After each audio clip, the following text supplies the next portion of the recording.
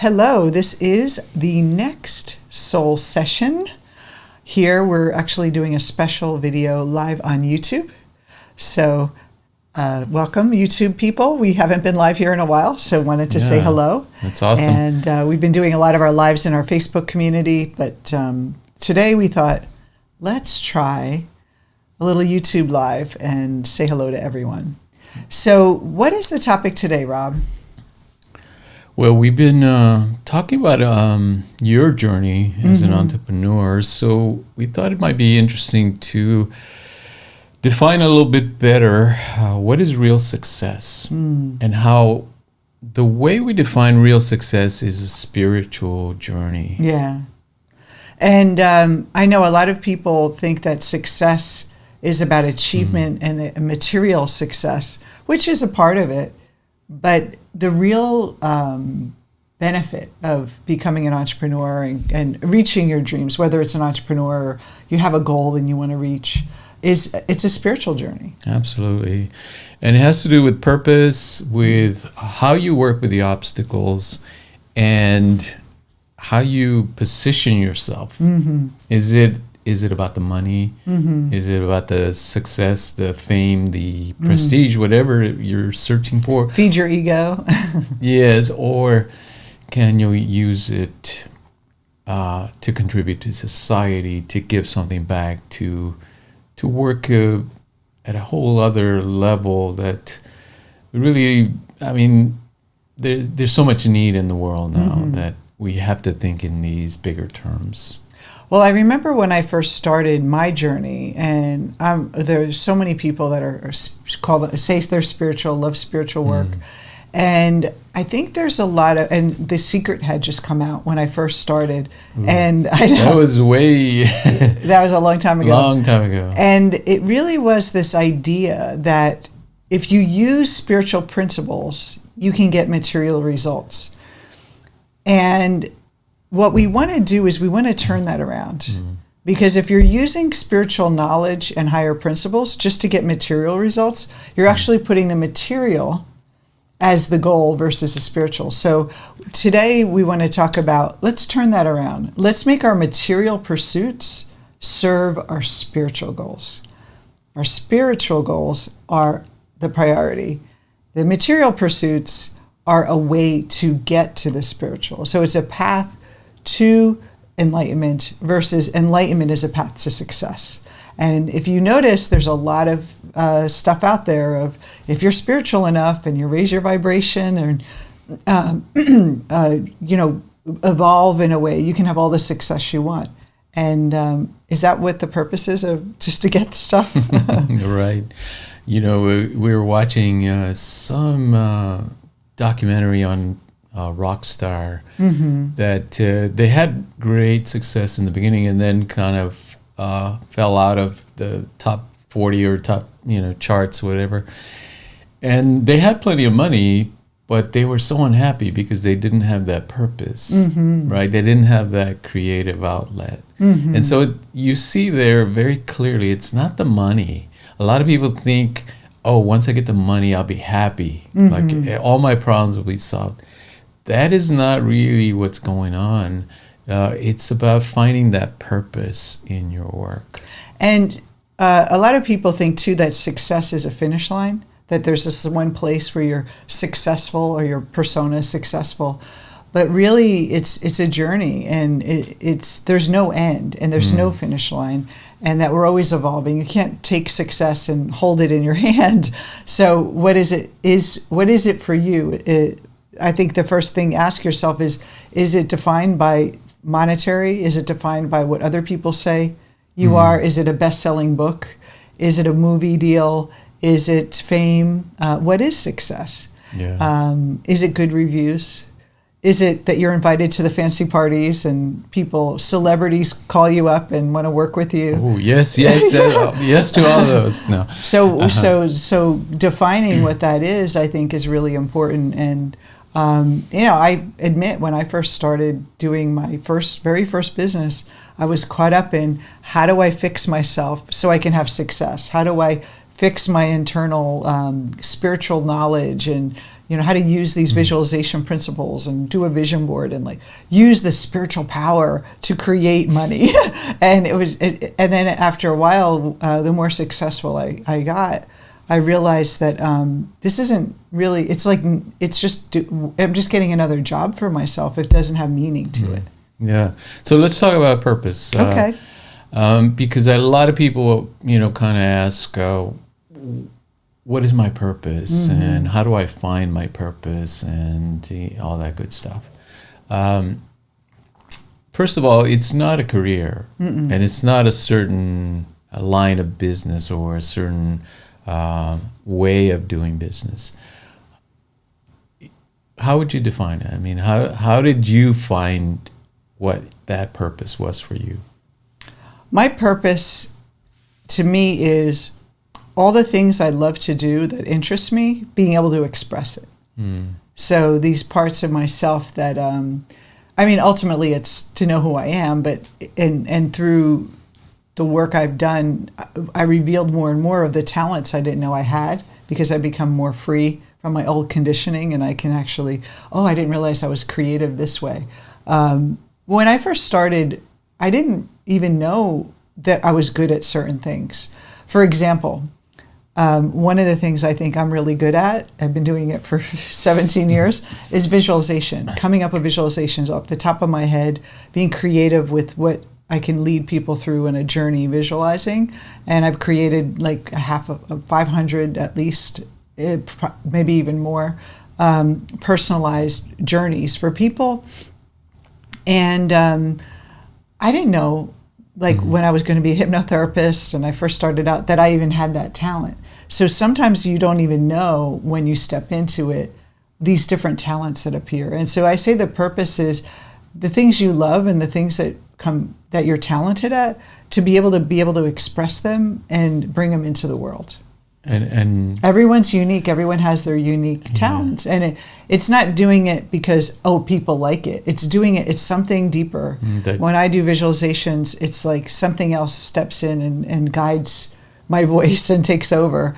It's not, I want to do this so people will like me and I'll sell a lot by doing this visualization. And so by that definition, you can do your purpose, or you can express your purpose in many different careers, right? Yes. So it's not the career itself that defines the purpose, but the expression of your talents, your full potential.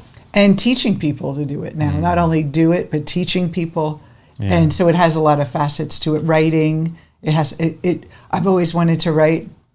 Since I was a little kid, I had a typewriter, one of those old-fashioned typewriters, a mechanical, and I would type since I was 9 years old, write stories. And so I feel like visualizations are my way of expressing these, things in my mind and bringing them out. So all these little things, and I love entertainment. I love being on stage. I've always loved to perform. But before I stepped in as an entrepreneur, I was more shy. So all these parts of myself were unused and unlived, and I find that by stepping into my big purpose, which is become an entrepreneur and do something outside of what was conditioned in me, it brings out so much. And I feel like that's your purpose. It really is to make the best of all of you, who you are, and make a positive impact in the world and through that expression. Yeah. And most importantly, inspire others to step into their purpose. Because that's why we're here. We were given these gifts. It's like God gave us all these gifts, and we're not using them. It's like it's a waste. Yeah. Yeah. As we take people through the individuation process, often they find that they want to express that purpose of right, their dharma, as it says in the Gita. Often they feel that they've invested so much in their persona and their shadow career, in essence, the corporate position that is really comfortable for them, that they feel now that hesitation. Well, oh my God, I want to do this. I want to be a conductor. I want to be a musician or a creative person. But I have this cushy job now that I've invested so much in. How can I make that transition? How can I let go of that and do the things that I love. And I think everything that you want to attain in life involves a sacrifice. And it's like it's very ritualistic in the indigenous cultures. You would sacrifice your younger self for your new self. You would let go of the old identity, create the new identity.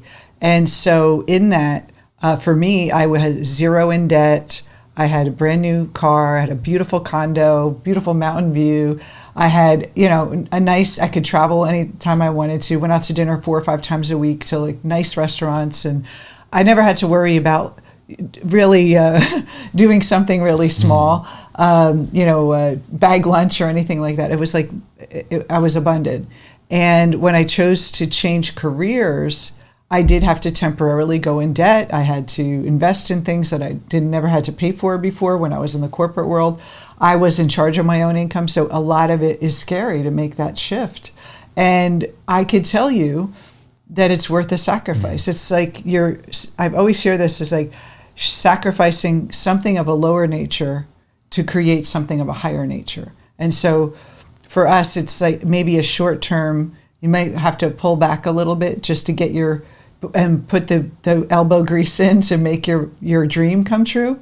But it will give its fruits if you understand it's like a ritual.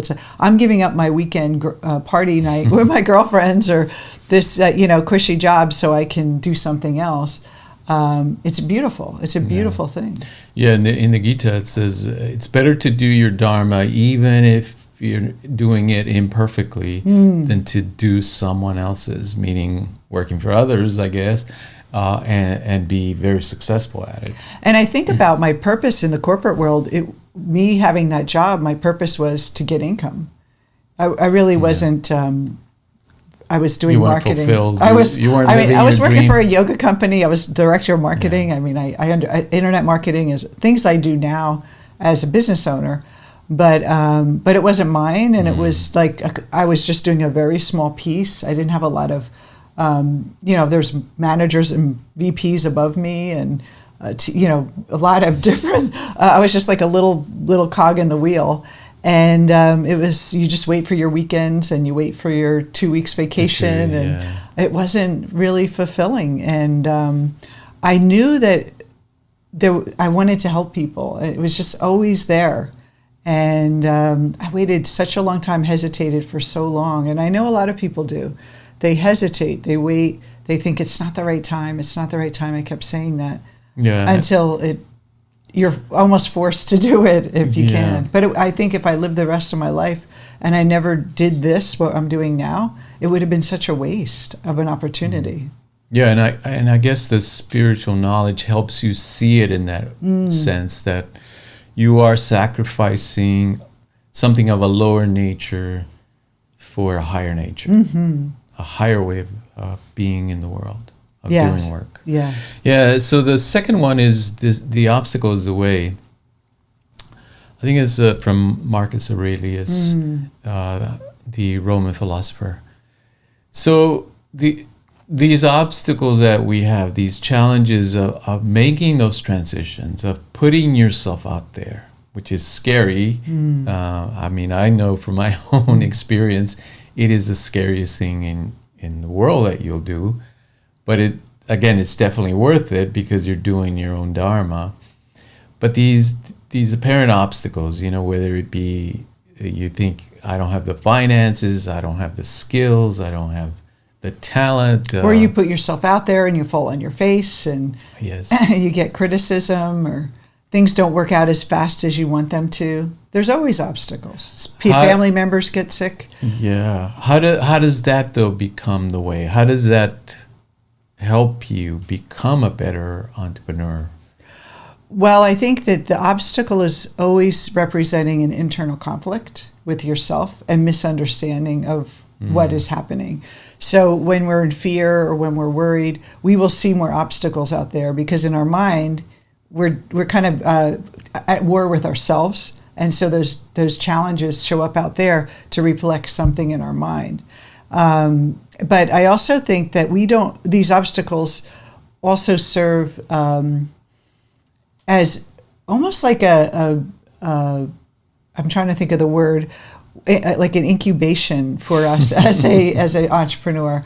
And this story's coming to me, and it's just an interesting story. I mean, there's so many I could bring up, but I'm going to throw my Jersey New York Yankees theme here.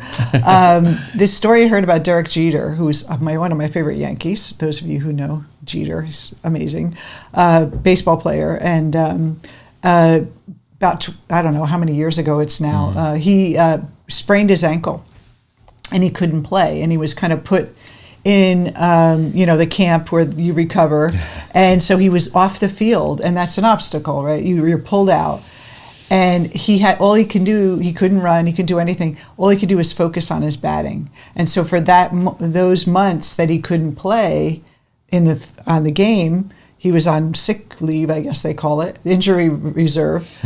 He really got to perfect his batting. And so when he went back to play, he actually gained a skill through that obstacle. So these things happen. There's something, like everything has value. So even if you're stuck, even if there's a big obstacle, there's always something valuable that you can get. Now, he could have been like, poor me, but he used that time and he said, how can I make this an opportunity? And I think that's really what we want to do. It's an opportunity to understand ourselves, and it's an opportunity that maybe we need. Our deeper self is saying, you need to stop here, you need to pause here, you need to be in this because there's something there for you. Yeah. And if we just keep like bulldozing through the world and think, I just want a bulldozer to the finish line and get these obstacles, like clear my blocks, move my blocks out of the way. Right. I feel like that's actually clipping our wings this is where we learn to fly. This is where it's in the struggle, it's in the conflicts that we grow and that we become a better person, we become a better leader, we become more ourselves.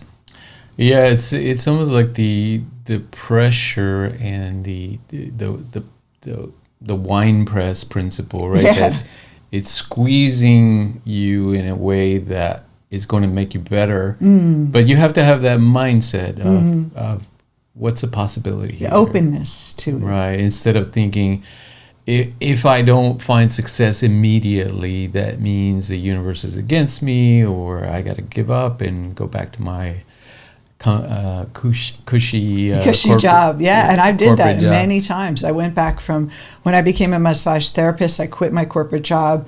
I went to massage school for 7 months. It was a year program, and I quit after 7 months because I just really didn't like massage. For me, it wasn't really for me, but I tried to stick with it as much as I could. I really liked learning about the body and the mind, but just touching and rubbing people wasn't really my thing. I wanted to do more psychology. And but I went back to the corporate world again, and a lot of it too was financially. I got this really dangly, cool position at this new .com, and it seemed like fun. But let's focus on the spiritual elements of this now. So the mindset of possibility, of openness, like you said, how does that translate into seeing these obstacles as growth principles for your spirituality? Well, I think the best obstacles are the ones that you feel like you can overcome. Carl Jung says that the world that will create an impossible situation where there's no right answer that forces you to go inside. And so when you get to those moments where I feel like I can't, there's no way, there's no, you feel like all the doors are closing on you. If the doors are closing out there, that means there's some door in here that's closed. Turn inward and really ask for support from your own self, your own spiritual knowledge. That's what the obstacle is really, those big ones that really, and then when you find the truth in here, you can deal with whatever it is out there. But you have to really, I think, stop dealing with these obstacles as external objects that are separate from you.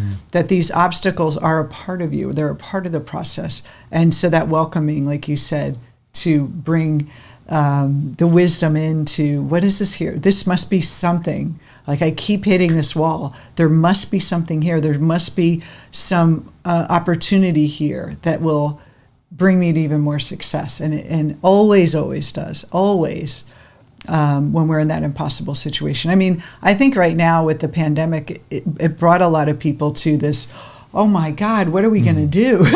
we can't go out. A lot of small businesses are struggling, especially brick and mortar, because of the physical restrictions, restaurant. And so those of you who are in that kind of business, you have to ask yourself, okay, it seems like an impossible situation. You feel powerless. In those moments where you feel so powerless, that's where it's a spiritual solution. You go inside, you ask yourself, what's the opportunity here? And even if you don't hear an answer right away, if you could just sit with, what is the opportunity here? What is the opportunity here? And that's where creativity, innovation, I've seen so many cool things that restaurants have done with their designs to fix for the COVID, and so businesses changing and conforming, and it brings freshness into it. So a lot of times when we're in a situation like this, it's an invitation to something else. Like when a relationship falls apart or a business falls apart, or new opportunity. It's a new opportunity. Always something. It's like the divine doesn't take anything away from you. It's always giving you more. The appearance feels as a withdrawal, but it's a lot of times it's to get your attention to go inward.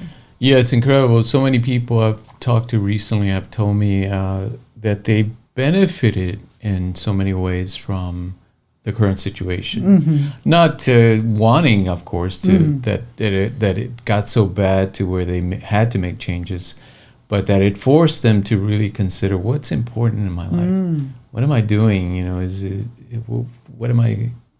What's my purpose in essence? And I heard a new term. It's COVIDpreneur, or is it? Yeah, you always steal my line. Sorry. Go ahead. COVID. No, what was it? Is it COVIDpreneur? Yeah, COVIDpreneur. So you need to know your purpose. You need to understand that the obstacle is the way. You proceed by approaching these challenges as a way to gain more understanding of who you are and what your purpose is.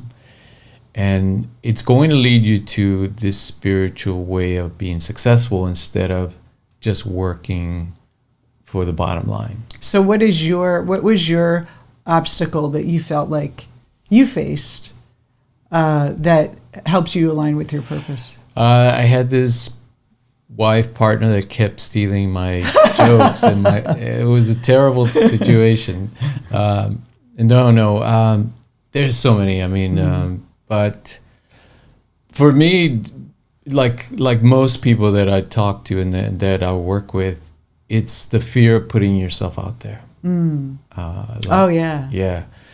It's that fear of what if I put myself out there and people laugh at me, or I fall on my face, or I don't have anything to say, or I don't have anything of value to say. It's an existential fear. I mean, it's just very deeply rooted in our being, because if you think of the way we evolved in small groups where being accepted by the other people, by the group, was literally a matter of life or death. If you were rejected, if you were ousted from the group, you would not survive. And so at the cellular level, we feel intense moral fear that we will be rejected, that we will be shunned. And then it's death. And it equals death in the mind, in the unconscious mind. And it's so interesting, right? Because you're probably one of the wisest people I know that has such important things to share that you would have that hesitation. But you're not an an extroverted person. So do you think that was the challenge for you to become extroverted? Because you're definitely extroverted now. But well, I think like Jung says, there are no pure extroverts or pure introverts. We all have a little bit of mixture of both. But having your purpose clearly in mind, meaning the understanding that you're performing your dharma, your sacred duty in doing what you love to do and expressing that, it overrides then all that fear. It overrides it because this is more important than buying into that fear and hiding out, because that's the only other alternative, to hide out, right? To go back to your comfort zone.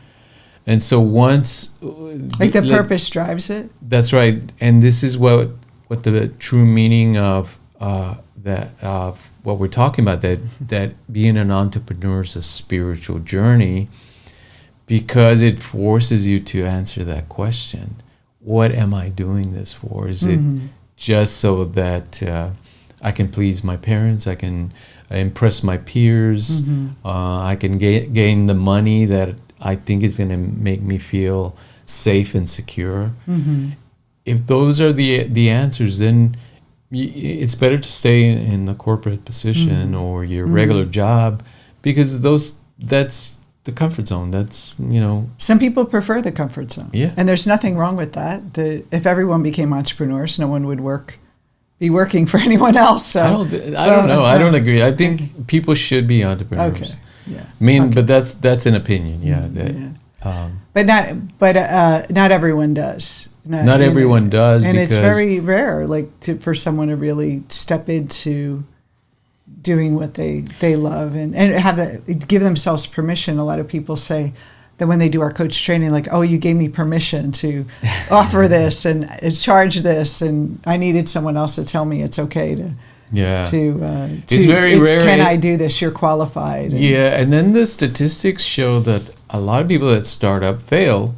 And again, it's because of this. They're going in for the wrong purpose or for the wrong reason. Yeah. They're going in it for the money. They're going in it for the prestige. They're going in it, like they say, so they can sit on the beach and drink pina coladas. I know. That's why I thought I'd just work for a year and have a best-selling book and never have to worry about money again, and be on Oprah. And, we all want that magic pill, that magic pill. But I think that I've worked with a lot of people over the years that have had that magic pill happen, like celebrities and people that have had that overnight success.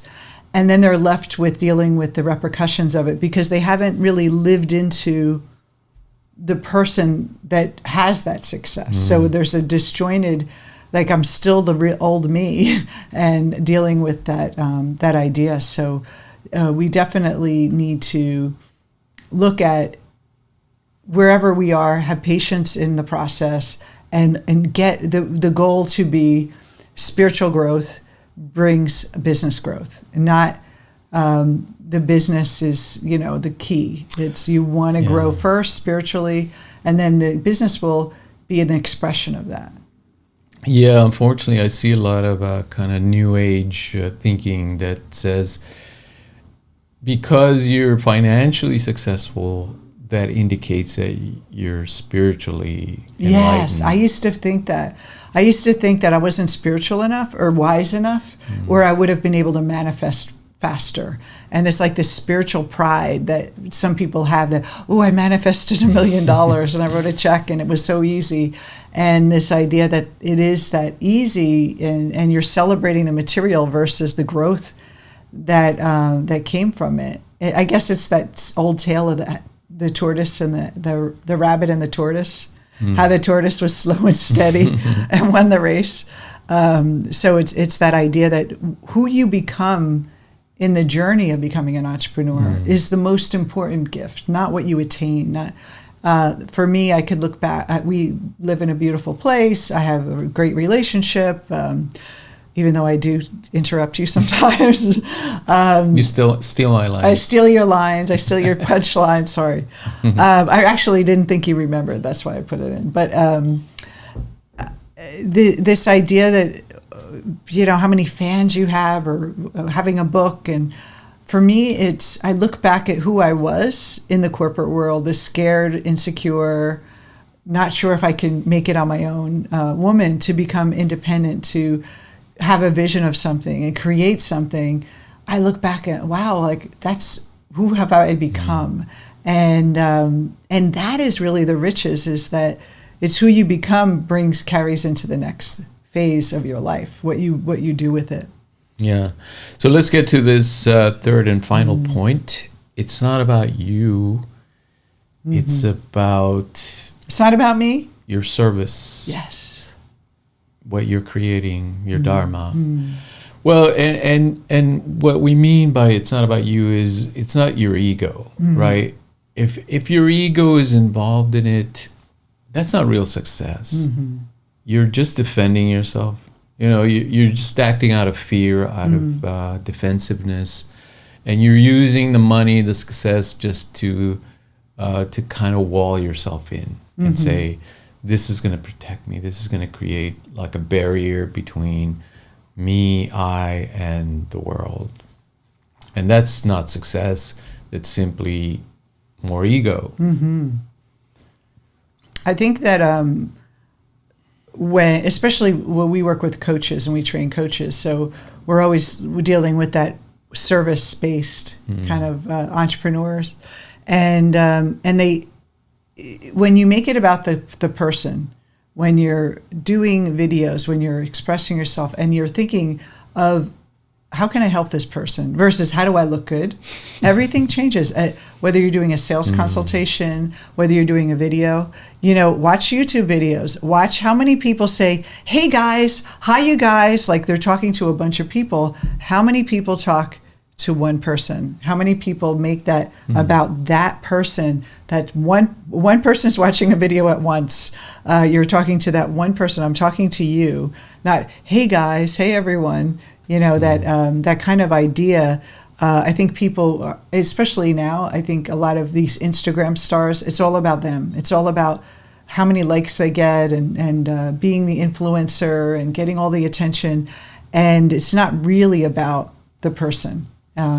Maybe not in all cases, but that is going to lead to narcissistic kind of tendencies, that inflated ego that is probably always wondering, when is that fame going to subside, and what if someone else is more popular than me? And then it's really just competition.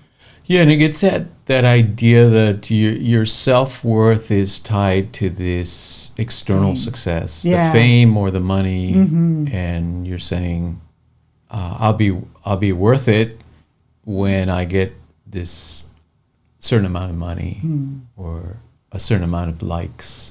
Yeah, I remember when I first started, I was sitting in the audience. It was just when I first started, and before you and I worked together, and I was sitting at this coaching event, and there were all these people on stage, and there were all the success people, and they were all on stage, and they were all talking about how successful they are and how much money they're making, and how this coach was the best coach in the world, and they helped me, and I was thinking, next year I want to come back to this event and I want to be on that stage. So I bought the coaching package, and I did. Within that year, and that's actually the year we started working together, and the business just exploded. And I remember I was on the stage, I had the badges, VIP, and speaker, and I was sitting there, and then we came back to the hotel room after my big stage appearance, and I put the badge down.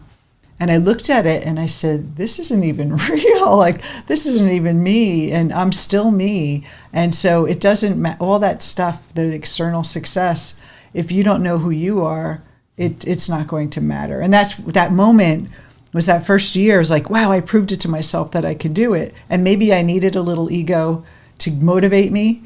But then I would realize that this isn't what it's all about. It's about helping people. It's about not feeding me being so the best in everything. And so it was a hard lesson for me to learn. Yeah. And so when we talk about it's about the other person, why are you starting your business again? What's the purpose? Who are you helping? Whether it's a product or a service, even beautiful clothes. How are you contributing to the world? Yeah, and that is so much needed now, to inject some compassion and consciousness into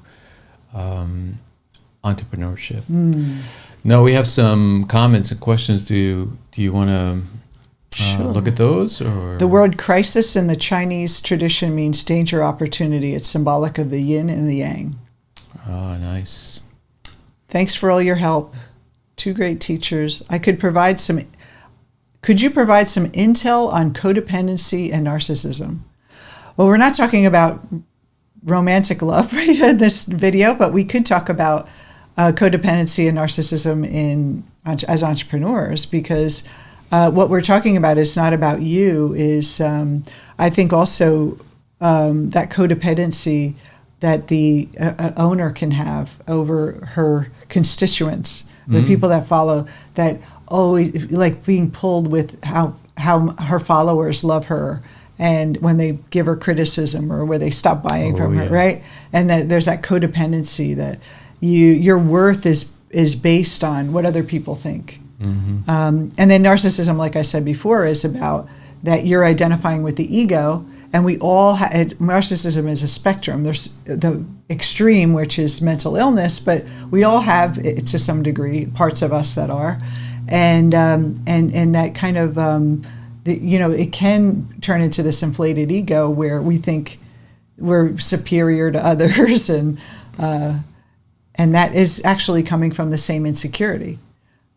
So a narcissist, and then even on the other end, don't you find that a lot of times people depend on their teacher too much, that they don't feel like they're not even can do it on their own, where they depend on the teacher to give them all the answers? Yeah, I think that is precisely the reason why we have to think of spirituality in doing business. Because if you do it from the ego perspective, it lends itself to narcissism and codependency, because you're inflating the ego, essentially. Yeah. You're saying this success is a part of my ego. You're simply like what do they call it? Amplifying. You're amplifying your neuroses, basically your sense of the false self in you. And that's not a good idea. It's not a good way to do it. And we see it a lot in the industries. Well, and that's kind of that cultishness sometimes of the teacher. And so this is the how we fit together like puzzle pieces. Is the codependent person has narcissism in their shadow, that like power and grandiosity, and she suppresses that, sees herself as small and tiny, and projects that onto others. And so then the narcissist, woman or man, sees himself as the great all-knowing and suppresses the insecure. And then they see that in the other people. And so it's like a puzzle piece that they're opposites, but they're actually both insecure, but one is overtly and one is subvertly insecure. Yeah. So, and that's why relationships come that way, is that we project the glory and the sparkling divine image onto the other person, and whether it's a teacher or a relationship, and then we aren't connected to our own self. And I got that too. I was obsessed with certain teachers and thought they were so great. And anyway, I think it's good to have mentors that you admire, but you have to not go over the top where you are like misguided, where you're just in that you don't think for yourself. And that's where the danger is. So a responsible people that are teachers, leaders, you don't want to have little followers that are just like, everything you say is perfect, and following in line, be weary, doing rituals, and you want to make sure not to get attached to it, not to get attached to the positive attention as well as the negative attention and the criticism. That's the practice. And I think becoming a public figure is really a great way to grow, because you're really putting yourself out there, being vulnerable, and you get to work with all these things. Hiding doesn't really help in any way. Absolutely. And then the more you step out, again, it's for the other people. So the more successful I become or you become, the more we can inspire others to be successful. People aren't inspired by unsuccessful people. You know, they're inspired. They're inspired by someone who is living their dream, something that they secretly want to do. It gives you permission to do it. Yeah, for us, that's real success. Because just having the numbers, the money, that's not success. That's simply amplifying, again, that need for money. Everyone uses money. It's simply that people that are financially well off, they've focused and worked at that aspect of their life. But it's not necessarily real success. Real success means that the money serves your higher purpose, not the other way around. And if it's not serving your higher purpose, it's going to be a miserable. Like you said, you just have another sales job. It's just another work, another day job that you acquire. And I see people leave their corporate job, and then they work just as hard or harder as an entrepreneur, which is true. You actually work harder as an entrepreneur than you do at sitting at a desk job, or you feel like that. It's just that you're your own boss, and so it's harder at first. And you have to love what you do, or else you're going to give up, or you're going to go back to, this is too hard, it's too safe. I want to go back to safety. So someone is saying, I'm an entrepreneur but can't completely focus on my small business since I've got school. Well, I could say that's a great excuse. Oh, no. Use it as an opportunity. I know people that go to school, they have full-time jobs, and start a business. So you have to say, well, where can I make some space for it? Either you don't believe, but have passion enough to do that business because school is a priority. But if you're passionate about it, you should make time for it. You make time for things and there is time. There's always time. Yeah. But I think a lot of times it's easy to use. I'm busy, because we see this with the people in the corporate world too. They're like, I got my corporate job, I'll start my business, over the holidays when, I can have some time off and I'll start building it then. There's always going to be an excuse. It's never going to be the perfect time. So you either have to build up why you want to do it and find time, or ask yourself, why am I not passionate? Why isn't this a priority for me? Yeah. Maybe it's not the right thing. Yeah, and we're not those kind of coaches that tell people to drop out of college. Yeah. I mean, because education is such an enriching experience. And if you're in it, stick to it. Definitely finish up, get your education. It will just make your experience and your success that much more interesting and fulfilling. Yeah. And start small. Start with small goals every day. But again, we always do what we want to do ultimately. And if you have a strong passion for something, you can't sit up back and make it happen.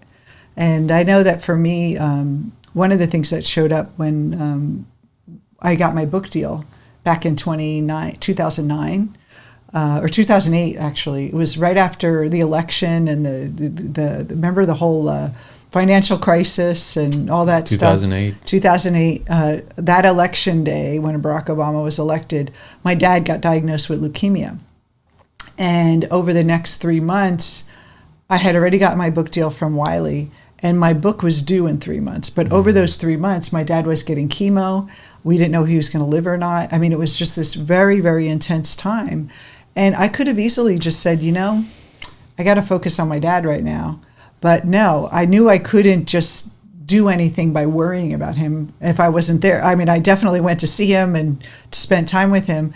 But the times I wasn't with him at the hospital, I was still, I had stuff to do, and it actually helped me focus. It would help me compartmentalize, and I was able to really focus, and because I needed to. It really taught me how to focus and get that book done, and then I did it. So we all have things that happen that will stop us. It was almost like a test. How bad do you want that book, Debbie? Well, let's throw out like the biggest thing that could happen in your life. And everyone I talked to who's had success, they always had some like tragedy or something happen to them right before, because to throw them off. And so there's always that. So you just have to be so passionate about what you're doing and why, and not making it about yourself, but making it about other people. That I needed to get this done. I needed to get this information out there. And it's still out there 10 years later. So great questions. Thank you. How should we wrap this up? You want to find your spiritual purpose for your business. Yeah. And keep in mind, it's not a certain career, not a certain job, not a certain business. It is the expression of your deeper nature. Mm-hmm. And you find that through actually doing it. Mm-hmm. Right? You set out on that journey and you say, I want to help the world. I want to help others. I want to contribute to life somehow. And it's a beautiful journey. I mean, I wouldn't trade it for anything, despite the fears that I had to overcome or still face sometimes. Despite the uncertainties that being an entrepreneur entails. It's worth it, because especially like we're saying, if it's a spiritual journey for you, then it becomes a way of finding yourself. And your work is tied into that. It's not separate. It's not like, oh, I can't wait to be off work so I can do my yoga or my meditation. The work itself is a way of expressing your spiritual nature. When I left the corporate world, I wasn't sure if I would be able to do it. I never had my own business before. I didn't have that much in savings. I was thinking, well, I've been wanting to do this for a long time. I keep putting it off. I'm just going to do it. And I said to myself, I just want to see what I'm made of. Just want to see what I'm made of. How can I stretch this? How can I challenge myself? And I think the best vision for your life is to know who you really are, and to use your goals as an entrepreneur. There's no other way. No better way, I should say. There's other ways, but no better way to know who you really are is by stepping out into that unknown as an entrepreneur and trying something new and doing something you're passionate about. It'll always give you back. Even if you fail 100 times or 1,000 times, it's going to give you so much more than you not doing it at all. I mean, you're at least in the game, and that's a really beautiful thing. Yes, it is the real hero's journey, the real hero's journey. All right. Well, thank you, everyone, for joining us. We will see you next week for our soul sessions. Check us out on YouTube, here YouTube, our podcast every week. Make sure you subscribe, and also subscribe to our YouTube channel as well. We post videos here every week, keep you up to date, and we'll talk to you soon. Stay well. Take care, everyone. See you soon. Bye-bye.